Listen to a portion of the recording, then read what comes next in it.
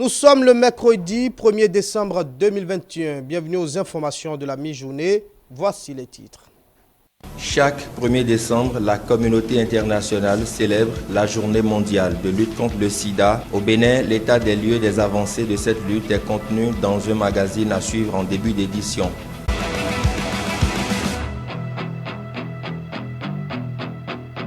Votre chaîne de télévision a organisé ce mardi 30 novembre 2021 une émission spéciale à l'occasion des 49 ans des Trois Glorieuses. Vous suivrez un compte rendu des différents sujets abordés à l'occasion.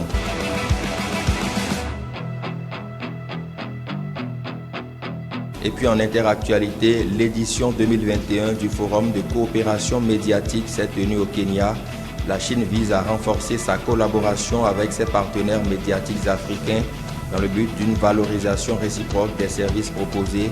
Une déclaration conjointe est signée au sortir de cette grande réunion. Voilà pour le sommaire.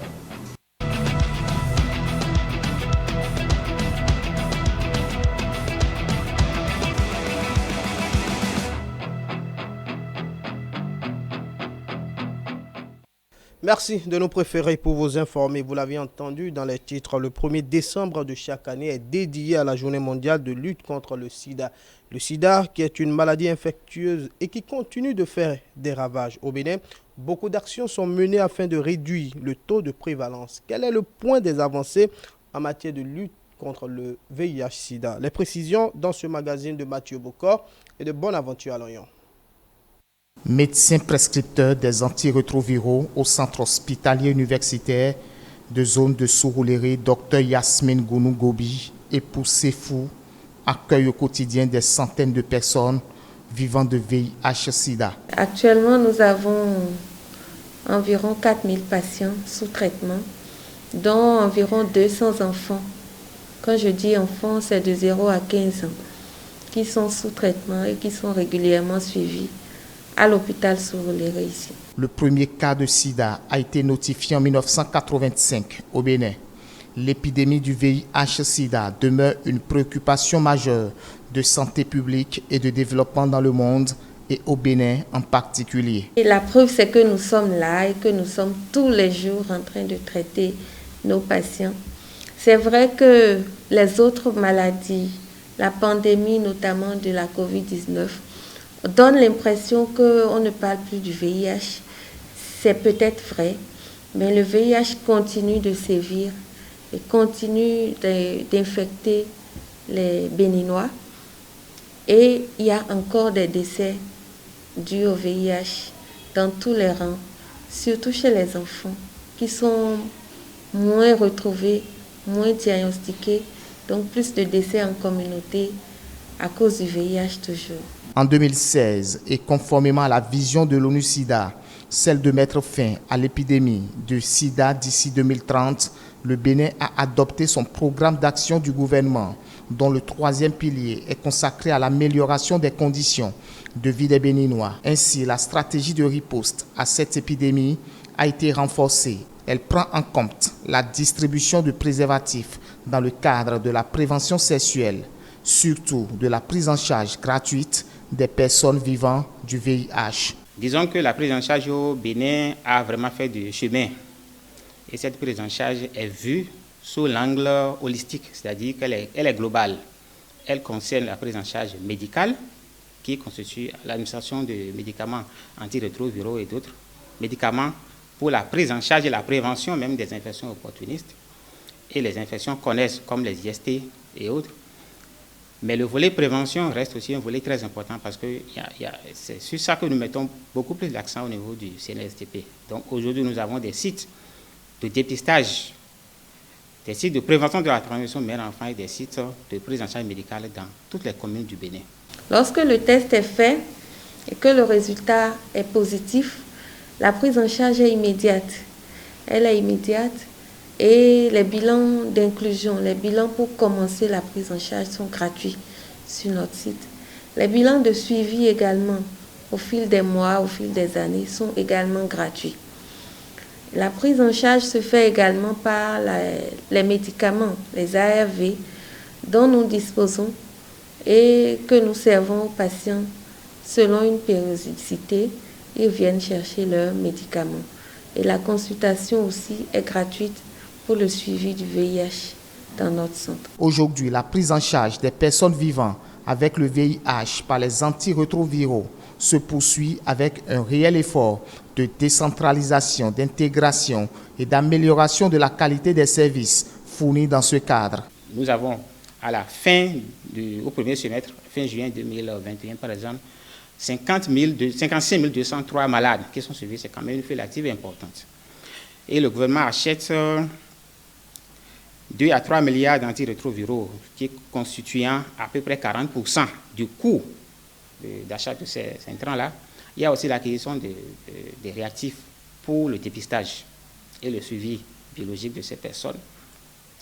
Il y a tout ce qui concerne les équipements et leur maintenance, parce que pour faire le suivi biologique, il faut vraiment faire la maintenance des équipements au niveau du laboratoire et les infrastructures et tous les intrants et les consommables qu'il faut acheter chaque fois, et bien sûr le personnel qui constitue un domaine régalien de l'État. L'État doit pouvoir recruter, former des agents compétents qui doivent se mettre au service de ces personnes vivant avec le VIH. Et puis tout l'appui au niveau du tissu social avec l'accompagnement des associations que nous organisons vraiment au niveau des populations clés, des travailleurs de sexe, des hommes moyens des rapports sexuels avec d'autres hommes, les consommateurs de drogues injectables et autres qu'on organise vraiment pour qu'ils puissent se prendre en charge eux-mêmes, on les accompagne pour que les tissus associatifs soient vraiment forts. Pour cette édition, le thème retenu est axé sur 3 points essentiels: mettre fin aux inégalités, mettre fin au sida, mettre fin à l'épidémie. Nous sommes tous potentiellement porteurs du VIH. Parce que lorsqu'on voit un individu, on ne peut pas savoir s'il est porteur du VIH sans avoir fait son test. Donc la première chose à faire, c'est d'abord le test du VIH. Lorsque vous faites le test du VIH, si vous êtes négatif, c'est bien, mais il faut tout faire pour maintenir le statut négatif. Et donc il faut se protéger. Et la protection, c'est l'abstinence, la bonne fidélité réciproque dans les couples et c'est le port correct du préservatif. Le Bénin affine sa stratégie pour l'élimination du VIH-Sida avant l'horizon 2030. Et à l'occasion de cette journée dédiée à la lutte contre le VIH-Sida, Diane-Christelle Oniodier s'est rapprochée d'un médecin généraliste qui revient sur les symptômes et manifestations de cette maladie. Suivez.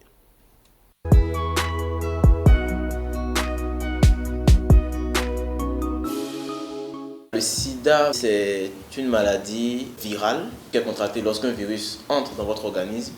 Il s'agit donc du virus d'immunodéficience humaine, le VIH-Sida. Et donc, c'est une maladie qui entraîne une baisse de l'immunité chez celui qui contracte cette maladie-là.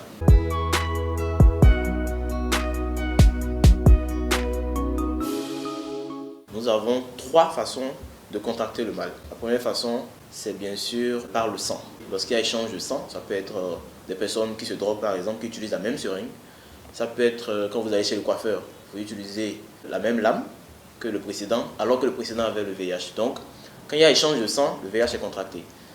Deuxième façon de contracter le VIH-Sida, malheureusement, c'est la transmission materno-fœtale, c'est-à-dire la mère qui transmet le VIH à son fils. Donc la mère est PVVH, c'est-à-dire porteur du virus de l'immunodéficience humaine, et elle le transmet à son fils. Donc transmission materno-fœtale. Et la troisième façon de contracter le mal, c'est bien sûr les rapports sexuels donc non protégés.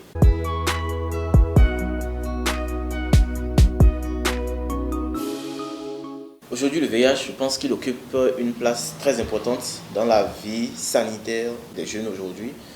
C'est un réel problème de santé aujourd'hui. Et malheureusement, la plupart des gens ignorent encore l'existence de la maladie. Et je pense que ceux qui ignorent les centres qui prennent en charge cette maladie, parce que quand vous y allez, par exemple le CTA du CNHU, c'est des gens qui reçoivent beaucoup plus et de plus en plus d'ailleurs de patients porteurs du virus. Donc c'est pour vous dire que cette maladie occupe une très grande place dans notre société aujourd'hui et il faut donc beaucoup de sensibilisation autour de cette maladie.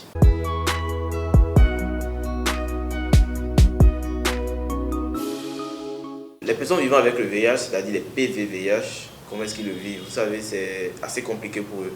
En tout cas, pour le peu que je connais, c'est des gens qui cherchent à s'isoler de la... Surtout au début, parce que pour eux, c'est une maladie qui crée la honte.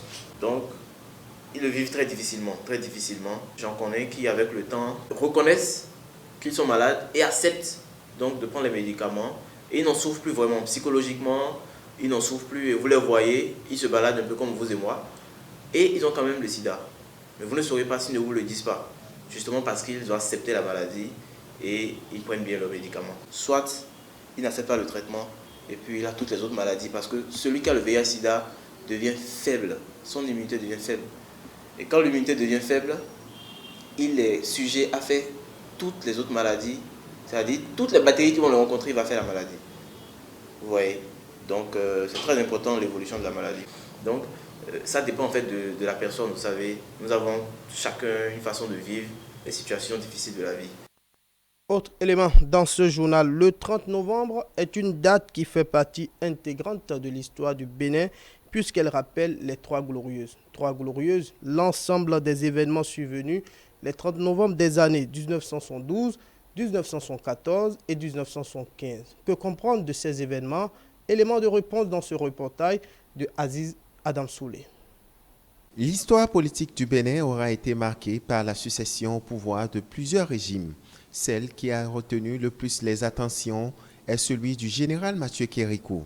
Nous étions le jeudi 26 octobre 1972 lorsqu'un groupe d'officiers dirigé par le chef de bataillon Mathieu Kérékou, à l'issue d'un coup d'État, prit le pouvoir. C'est le début d'une aventure partie pour durer 17 ans. Le président Justin Tometia Romadegbe, qui succéda à la tête du conseil présidentiel à Hubert Kotoko-Maga le 7 mai 1972, devait céder donc son fauteuil à Mathieu Kérékou, qui va procéder par la suite à la formation du gouvernement militaire révolutionnaire GMR. Il fallait donc tout reconstruire à travers une feuille de route pour conduire à bien les rênes du pays. 2 commissions furent chargées d'élaborer en un mois un programme à caractère économique et socio-culturel. Ainsi, le jeudi 30 novembre 1972, Mathieu Kérékou rend public au palais de la présidence, en direct sur les antennes de la radiodiffusion nationale, les résultats issus des travaux de cette commission à travers une allocution qualifiée de discours-programme de politique nationale et d'indépendance nationale. C'est un programme qui a pour slogan « Comptons d'abord sur nos propres forces, sur nos propres ressources et sur l'initiative créatrice des masses populaires ». Le contenu du discours avait pour objectif de réorganiser toute la charpente économique, culturelle et socio-culturelle du Dahomey. Il était donc question pour toutes les couches d'œuvrer à libérer le pays de la domination étrangère, d'éradiquer la corruption et le népotisme. Dans son élan et dans sa vision, le GMR, le gouvernement militaire révolutionnaire, avait pour ambition donc d'affermir l'autorité de l'État, de développer les relations extérieures basées sur le respect de la souveraineté nationale et l'égalité. En effet, 2 ans après la proclamation du discours-programme, le gouvernement révolutionnaire militaire a décidé d'opter pour le socialisme scientifique comme voie du développement et le marxisme-léninisme comme guide philosophique. L'idéologie de la société socialiste qui s'oppose à l'exploitation de l'homme par l'homme, mais aussi et surtout l'idéologie coloniale et néocoloniale. Le dimanche 30 novembre 1975, à la place de l'indépendance à Cotonou, Mathieu Kérékou, contre toute attente, annonce le changement du nom du Dahomey et la naissance de la République populaire du Bénin, RPB. Le Bénin, symbole d'une brillante civilisation authentiquement africaine, dans un cadre géographique précis et dans des conditions historiques déterminées, ne peut plus disparaître dans la mémoire des dignes peuples d'Afrique. C'est pourquoi, à compter de ce jour, le peuple militant de notre pays prend l'engagement solennel de perpétuer dans les conditions historiques nouvelles et sous l'éclairage des principes invincibles du marxisme-léninisme cette civilisation pour l'honneur et la dignité de l'Afrique. Le parti de la Révolution populaire du Bénin, PRPB, est un parti révolutionnaire de type nouveau. Le parti d'avant-garde de la Révolution populaire du Bénin. L'homme créa aussi le parti unique d'alors, le Parti de la Révolution populaire du Bénin, PRPB. De même, que le changement de couleur nationale.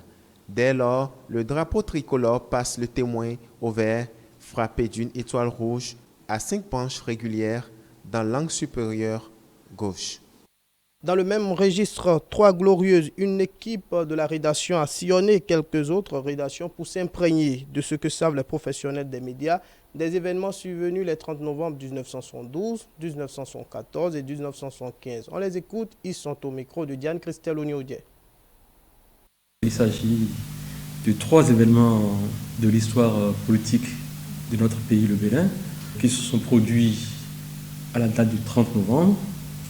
Il y a eu d'abord le 30 novembre 1972, 2 ans après, 30 novembre 1974, et 1 an après, le 30 novembre 1975.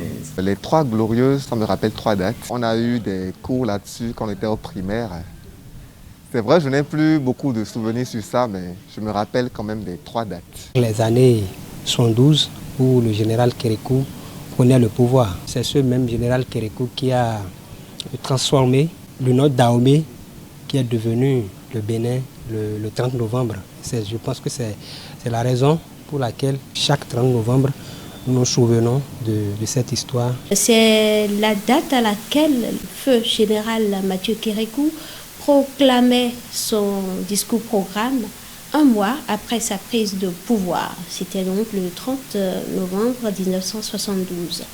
La deuxième date, le 30 novembre 1974, donc 2 ans après l'événement qui a marqué cette date, il s'agit de l'adoption du marxisme-léninisme comme idéologie politique pour notre pays. Et puis la troisième date, 1 an plus tard, le 30 novembre 1975, c'est la date à laquelle la République populaire du Bénin a été proclamée. C'est également à cette date-là qu'il y a eu changement des couleurs du drapeau national. Désormais, le drapeau, c'est du vert avec une étoile rouge dans l'angle gauche supérieur. Voilà ce que l'histoire nous a appris et c'est ce que nous retenons de cet événement désigné sous le vocable des 3 glorieuses. 1 mois, quelques jours après la prise de pouvoir par le général Mathieu Kérékou, à l'époque commandant des forces armées béninoises, armée dahoméenne à l'époque, le GMR qu'il dirigeait à l'époque a décidé de poser la première marque de son accession au pouvoir, c'est-à-dire lancer son discours-programme. Il s'agit d'une manière pour lui de définir aux Béninois, aux Dahoméens à l'époque, les bases sur lesquelles son régime allait reposer. Donc, ce fut alors le discours-programme du 30 novembre 1972. Et 2 ans après, il y a eu le discours d'orientation nationale. C'est-à-dire, le GMR a fait son action politique. Il s'agit du choix de la voie du socialisme scientifique basé sur le marxisme-léninisme qui est son guide philosophique. Et 1 an après, là, ça va marquer l'histoire du Dahomey à l'époque qui va prendre désormais le nom de Bénin.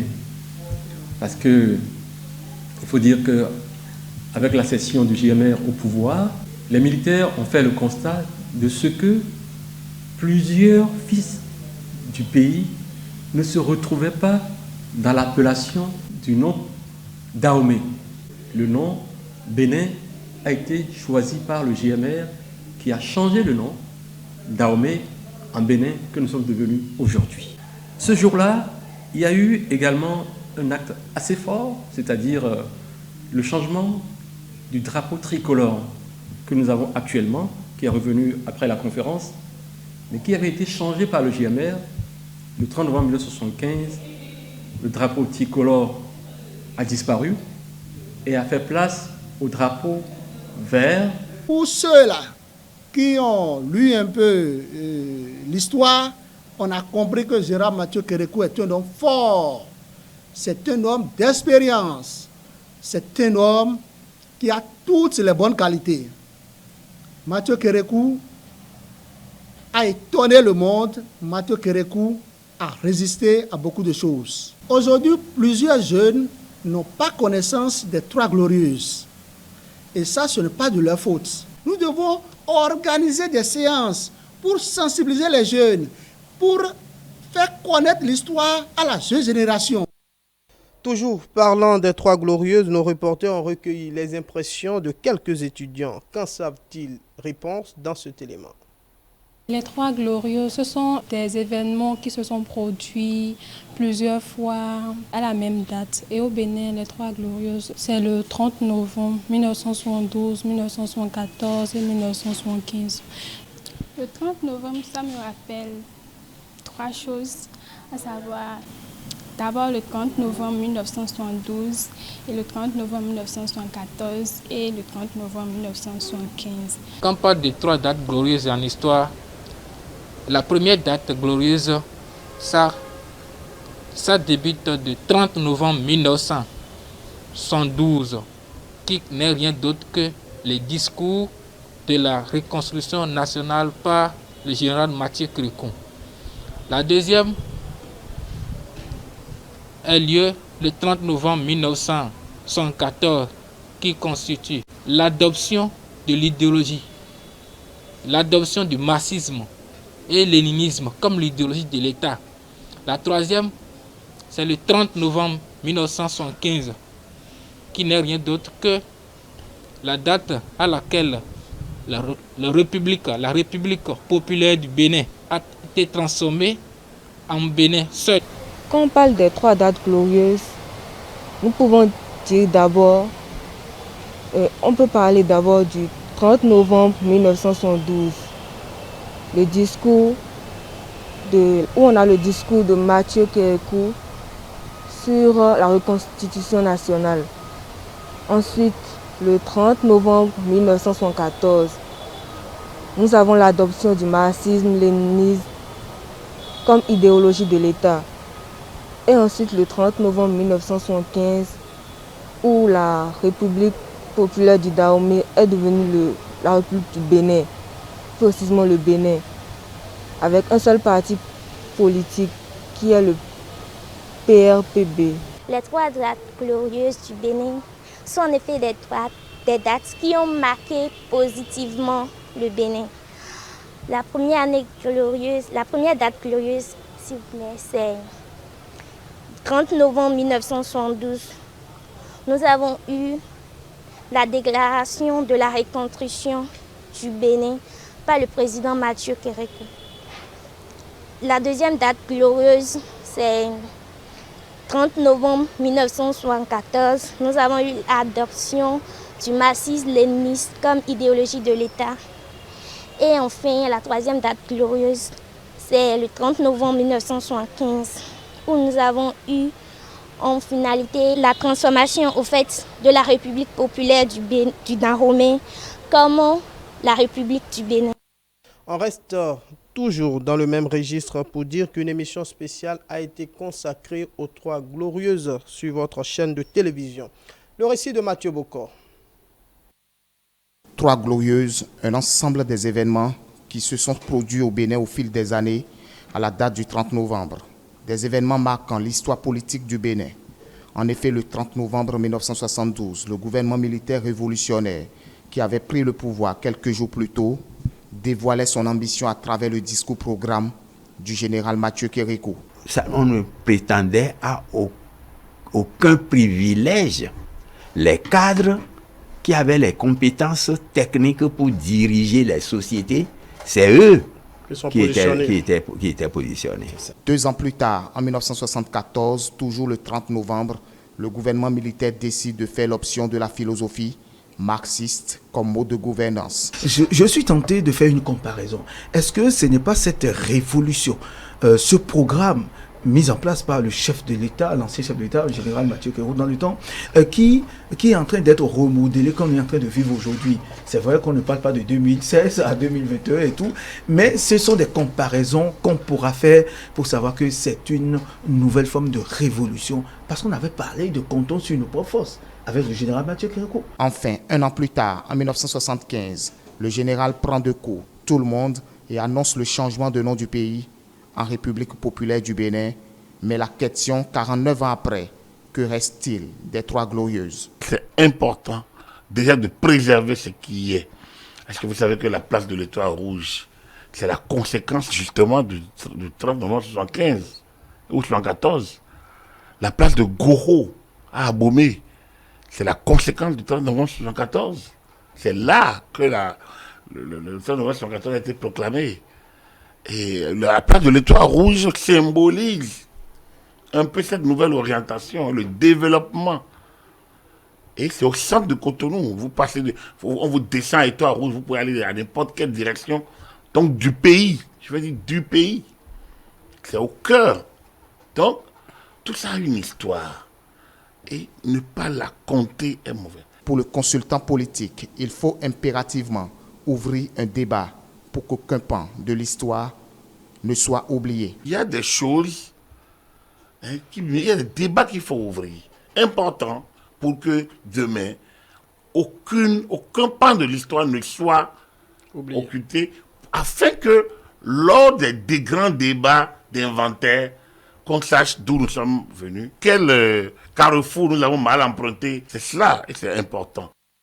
Un dernier élément pour mettre fin à ce journal de la mi-journée. L'édition 2021 du Forum de coopération médiatique s'est tenue en ligne et en présentiel à Nairobi au Kenya.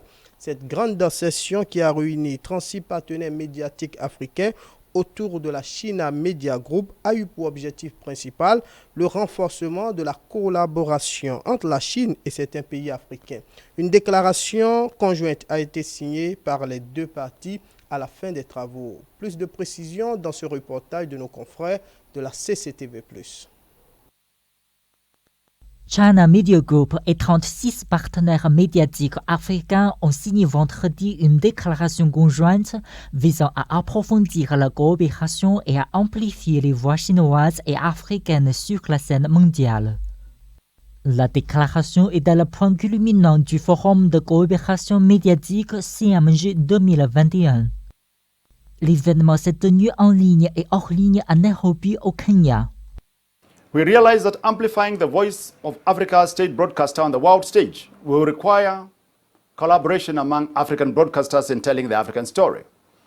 For this reason, I appreciate CGTN for creating a very robust, rich portal dubbed the African Link, where African broadcasters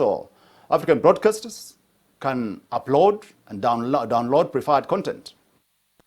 Cette initiative est l'un des nombreux efforts de coopération entre CMG et 160 agences médias de 49 pays africains.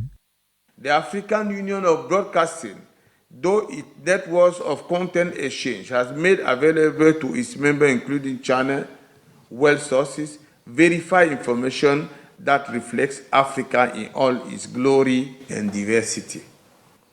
In return, the AUB issues hope that the Chinese broadcaster will join the network.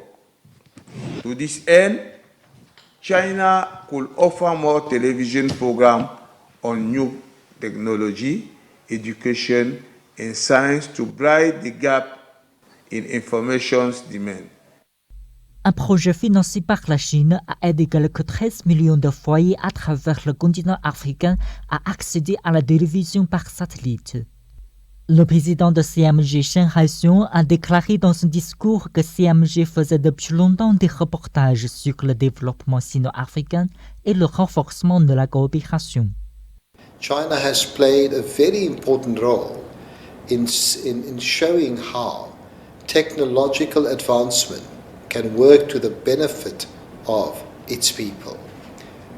We in Africa are hungry to emulate that particular example of China and to see how we can use technology in order to bring about better news flow and meet the aspirations of the African people.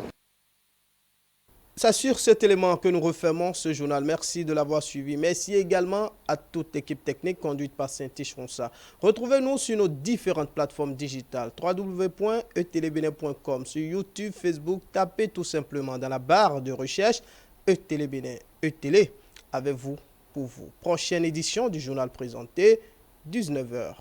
À bientôt.